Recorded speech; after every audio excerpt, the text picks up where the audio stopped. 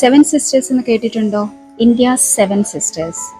ഇന്ത്യയുടെ north eastern പാർട്ടിലുള്ള, അതായത് വടക്ക് കിഴക്കൻ സംസ്ഥാനങ്ങളായ അരുണാചൽ പ്രദേശ്, ആസാം, മണിപ്പൂർ, മേഘാലയ, മിസോറാം, നാഗാലാൻഡ് ആൻഡ് ത്രിപുര, ഈ 7 സംസ്ഥാനങ്ങളെയാണ് സെവൻ സിസ്റ്റേഴ്സ് എന്ന പേര് അറിയപ്പെടുന്നത്.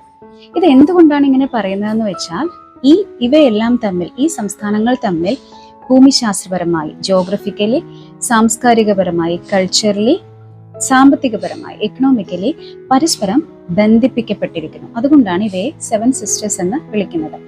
1972 NEC ഫോം ചെയ്ത സമയം, നോർത്ത് ഈസ്റ്റേൺ കൗൺസിൽ രൂപീകൃതമായപ്പോൾ ഈ സംസ്ഥാനങ്ങളൊക്കെ തന്നെയും ഒരുമിച്ച് ഭൂമിശാസ്ത്രപരമായും സാംസ്കാരികപരമായും ഒരുമിച്ച് വളരേണ്ടതുണ്ട് എന്നുള്ള ഒരു ആശയം മുന്നോട്ട് വന്നു. അരുണാചൽ പ്രദേശ്, മേഘാലയ, മിസോറാം, മണിപ്പൂർ, നാഗാലാൻഡ്, ത്രിപുര ഇവയെല്ലാം 1972 ശരിക്കും ഇൻഡിപെൻഡന്റ് സ്റ്റേറ്റ്സ് ആയത്, സ്വതന്ത്ര സംസ്ഥാനങ്ങളായത്. ആസാം നേരത്തെ തന്നെ സ്വതന്ത്ര സംസ്ഥാനമായിരുന്നു. വലിയൊരു വടക്ക് കിഴക്കൻ പാർട്ടിയിലെ ഒരു മെയിൻ സംസ്ഥാനമായിരുന്നു ആസാം. ആസാമിനെ ബിഗ് സിസ്റ്റർ എന്നാണ് വിളിക്കുന്നത്. എന്ന് വെച്ചാൽ ഈ ആസാമാണ് ഇതിന്റെ എല്ലാം സെൻട്രൽ ഹബ്ബായിട്ട് പ്രവർത്തിക്കുന്നത്. ഈ മറ്റ് 6 സംസ്ഥാനങ്ങളുടെയും സെൻട്രൽ ഹബ്ബായിട്ട് പ്രവർത്തിക്കുന്നത് ആസാമാണ്.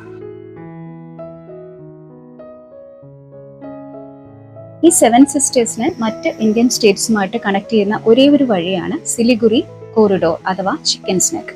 ഈ ചിക്കൻ സ്നെക്ക് എന്ന് പറയാൻ കാരണം ആ ഒരു വഴി വളരെ നാരോ ആണ്, അതുകൊണ്ടാണ് അതിനെ ചിക്കൻ സ്നെക്ക് എന്ന് പറയുന്നത്. പിന്നെ ഈ ടേം ആദ്യമായി യൂസ് ചെയ്തത് ഇന്ത്യൻ ജേർണലിസ്റ്റ് ആയ ജ്യോതി പ്രസാദ് സാഖ്യ എന്ന് കരുതപ്പെടുന്നു.